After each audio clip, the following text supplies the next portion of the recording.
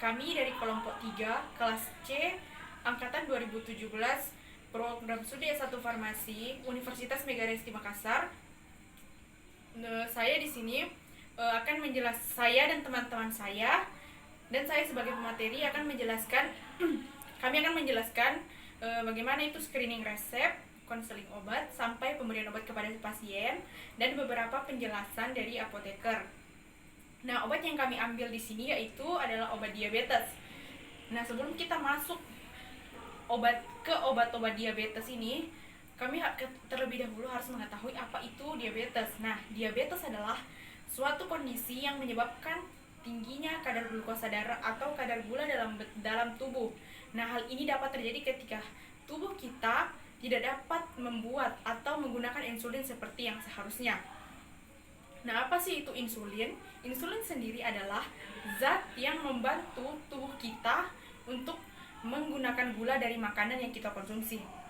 Nah, perlu kita ketahui juga, kita tidak bisa asal memberikan obat diabetes kepada orang yang mempunyai riwayat penyakit diabetes, karena diabetes ini memiliki beberapa tipe. Nah, setiap tipe diabetes juga mempunyai obat yang berbeda-beda. Adapun tipe-tipe diabetes yaitu diabetes tipe 1.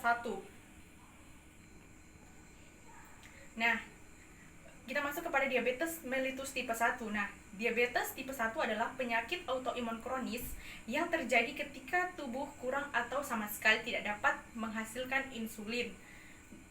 Nah, padahal insulin ini kan dibutuhkan untuk menjadi kadar gula membuat kadar gula tetap normal. Nah, tetapi diabetes tipe 1 ini dia membuat tubuh kita tidak bisa memproduksi insulin sehingga tidak bisa mengontrol gula darah dalam tubuh. Nah, kondisi ini lebih jarang terjadi dibandingkan diabetes mellitus tipe 1.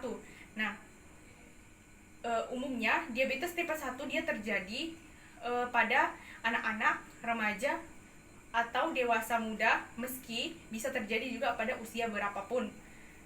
Nah, diabetes tipe 1 ini juga kemungkinan besar disebabkan oleh sistem kekebalan tubuh yang seharusnya melawan patogen atau bibit penyakit malah keliru sehingga menyerang sel-sel penghasil insulin di pankreas. Nah, kekeliruan sistem imun ini bisa dipengaruhi oleh faktor genetik dan para virus dan bisa juga oleh virus di lingkungan sekitar kita. Oleh karena itu, orang yang memiliki riwayat tipe diabetes tipe 1 ini, dia memerlukan terapi insulin seumur hidup untuk mengendalikan kadar gula darahnya. Kita masuk ke diabetes tipe 2. Nah, diabetes mellitus tipe 2 ini dia lebih umum ditemukan daripada diabetes tipe 1.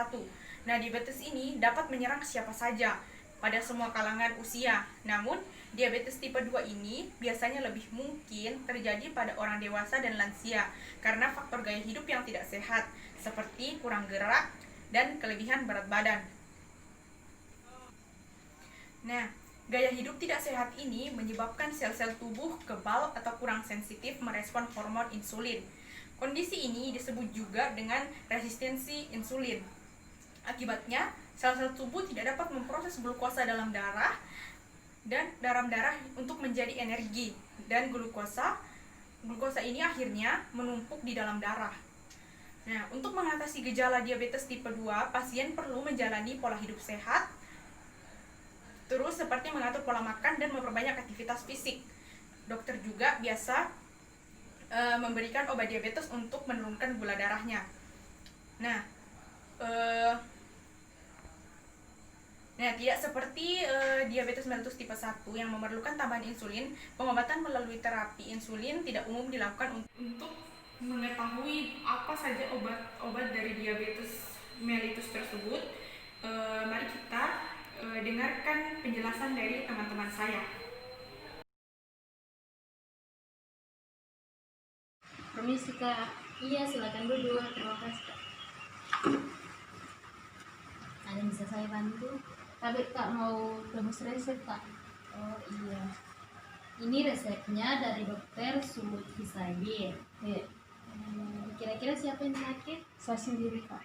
Oh, namanya Lutfia Anissa. Iya, Umur 20 tahun, alamatnya di Jalan Bougainville. iya Pak. Oh iya, sebentar ya, saya ambil dulu obatnya. Terima kasih di sini. Iya, Terima kasih Kak. iya. Assalamualaikum warahmatullahi wabarakatuh. Perkenalkan, nama saya Fani Afriani Memberi. Saya ingin melakukan screening resep. Di mana screening resep itu merupakan kegiatan apoteker dalam mengkaji sebuah resep yang meliputi pengkajian administrasi, pengkajian farmaseutik, dan pengkajian klinis sebelum resep diracik. Jadi di resep ini ada nama dokter, nomor izin praktek dokter ada, alamat praktek dokter ada, tanggal pembuatan resep ada, paraf dokter juga ada, nama pasien ada, umur pasien juga ada, alamat pasien ada, berat badan pasien tidak ada. Nah, berat badan pasien ini bisa ditanyakan langsung sama pasien. Terus untuk kekuatan sediaan, Levemur Flexpen 1, Glibenclamid 5 mg diberikan sebanyak 20 tablet. Ada terus Galfusmed 50 mg sebanyak 60 tablet, Metformin 500 mg sebanyak 60 tablet. Assalamualaikum warahmatullahi wabarakatuh. Perkenalkan, nama saya Aci Abalande, NIM 17314520193. Nah, jadi setelah dilakukan screening terhadap resep, maka tahap selanjutnya adalah penyiapan obat. Untuk penyiapan obat itu sendiri, karena obat-obat dalam resep tersebut itu merupakan obat jadi semua, jadi tidak perlu dilakukan peracikan obat. Nah, untuk penyiapan obat itu yang pertama adalah obat Levemir Flexpen 1, kemudian Glibenclamid 5 mg,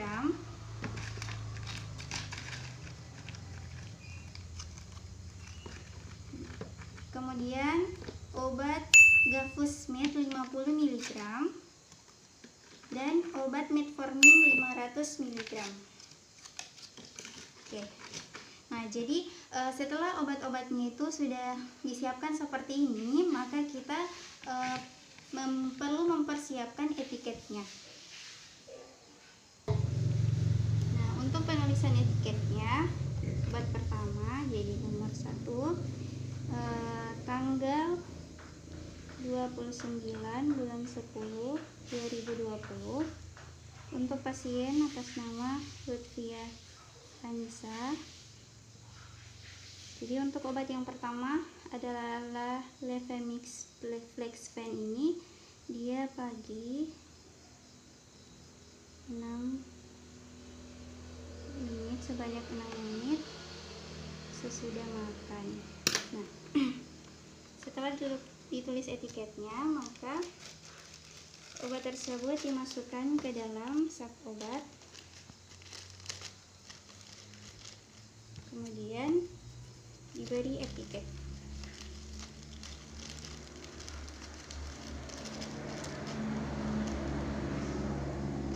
Untuk obat yang pertama. Nah, selanjutnya etiket untuk obat yang kedua sama seperti tadi. Untuk pasien atas nama Lutfia Anissa pada tanggal 29 bulan 10 2020. Jadi obat yang kedua itu adalah Glibenclamid, diminum pagi hari sebanyak 1 tablet.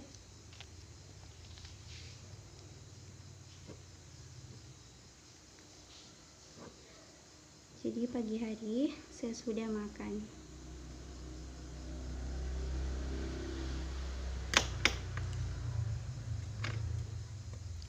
Itu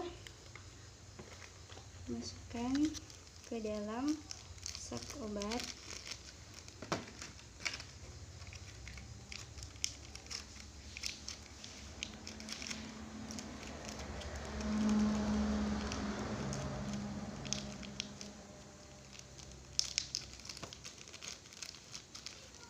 Masukkan etiketnya.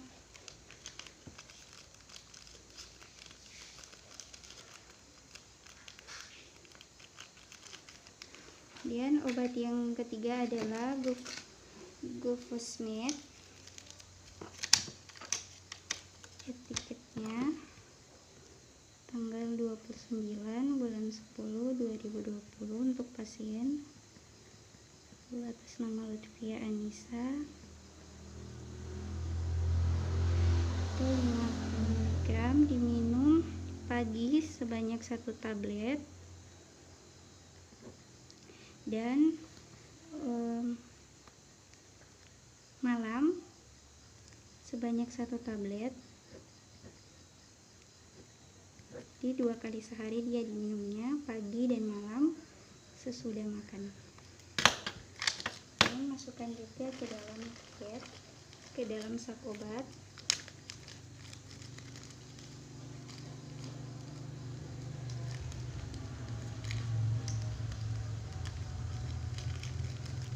Masukkan etiket.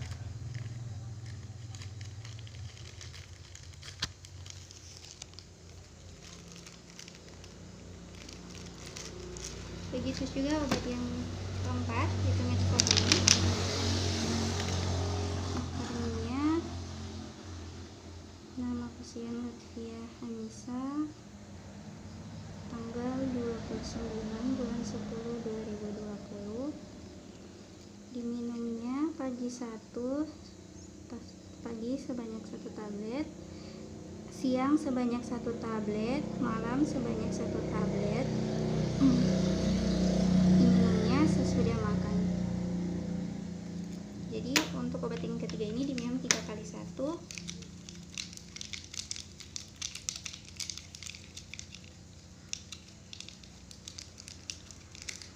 Masukkan ke dalam sak obat.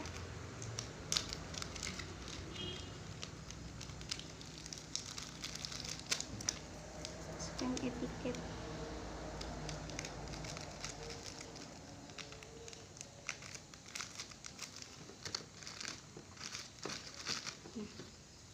Jadi obat ini sudah siap atau sudah disajikan dan siap diberikan kepada pasien. Baik Bu, di sini ada 4 macam obat. Yang pertama itu Levemir Flexpen, yang kedua Glibenamide, yang ketiga itu Clofurnet, yang keempat itu Metformin. Terus sudah ada tertera aturan pemakaiannya Bu.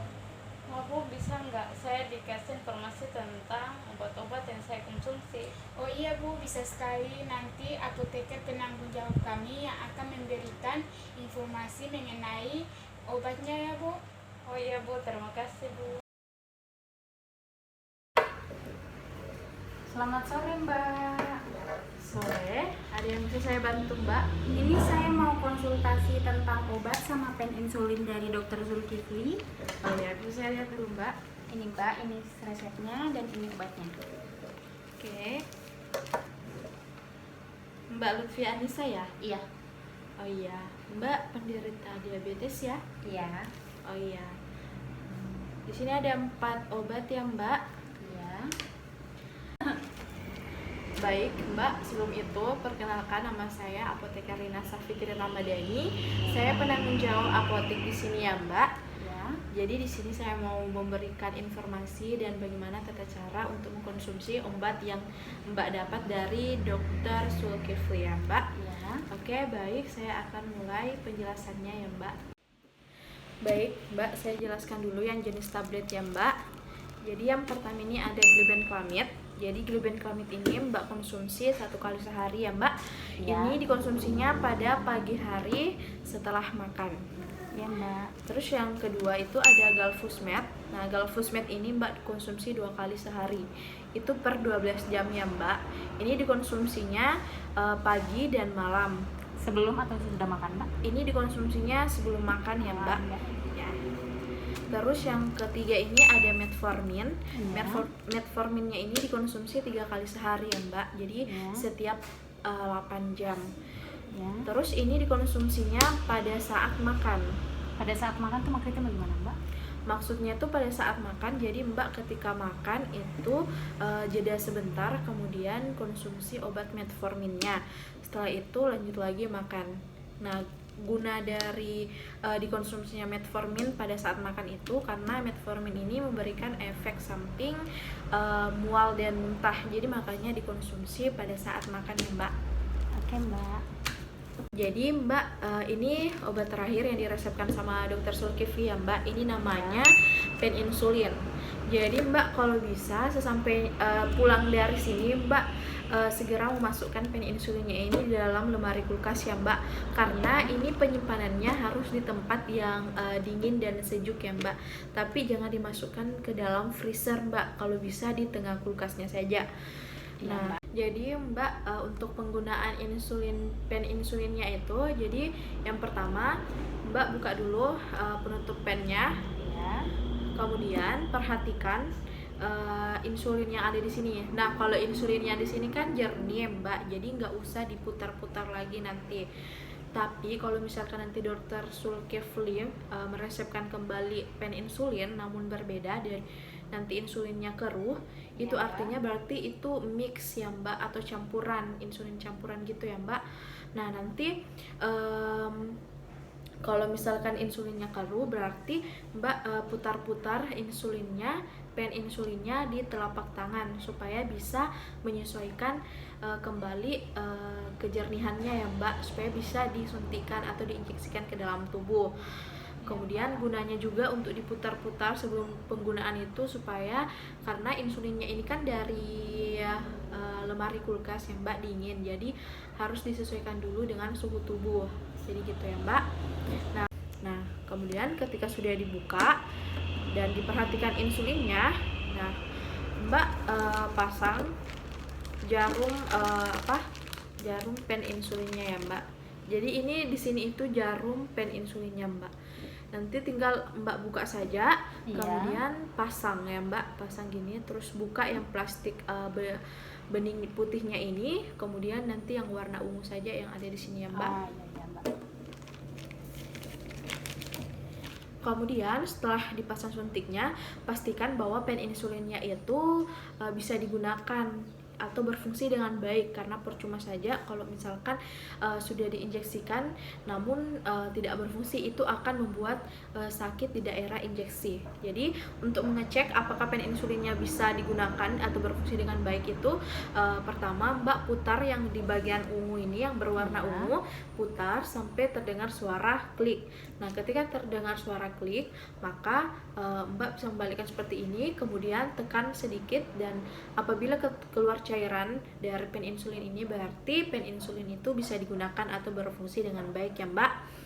Nah, kemudian setelah berfungsi baik, di sini Dokter Zulkifli meresepkan Levemir Flex Pen-nya ini 6 unit setiap malam. Artinya Mbak nanti setiap malam atau sebelum tidur Mbak harus suntikan pen insulinnya ini ya.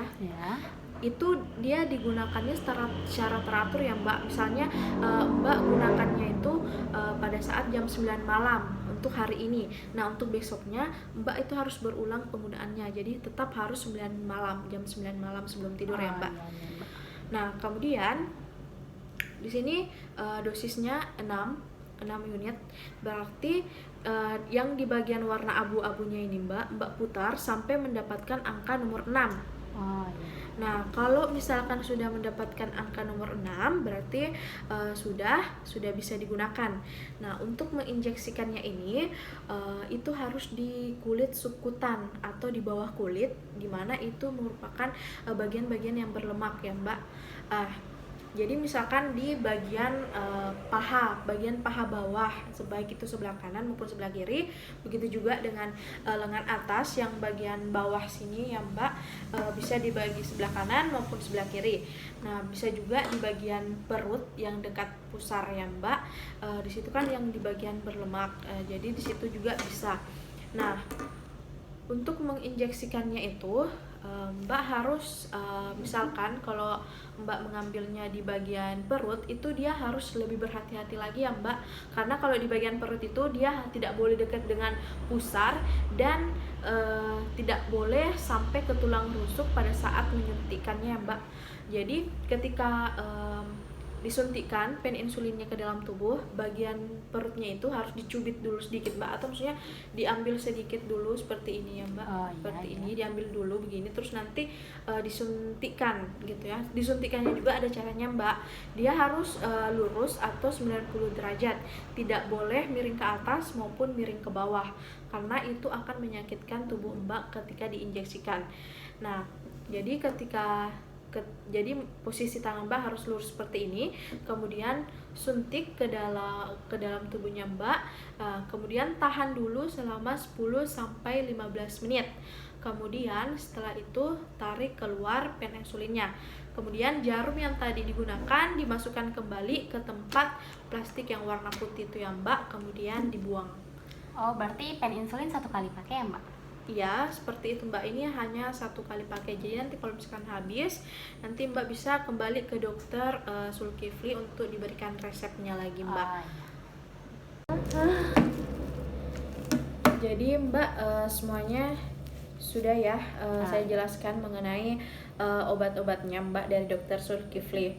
Nah Mbak, kalau misalkan Mbak konsumsi obatnya ini, apalagi yang pen insulinnya ini ya Mbak, nanti kalau misalkan nanti ada reaksi alergi atau merah-merah di bagian tubuhnya Mbak, itu jangan kaget ya, karena ini merupakan reaksi dari obatnya atau itu merupakan efek samping dari obatnya ya Mbak.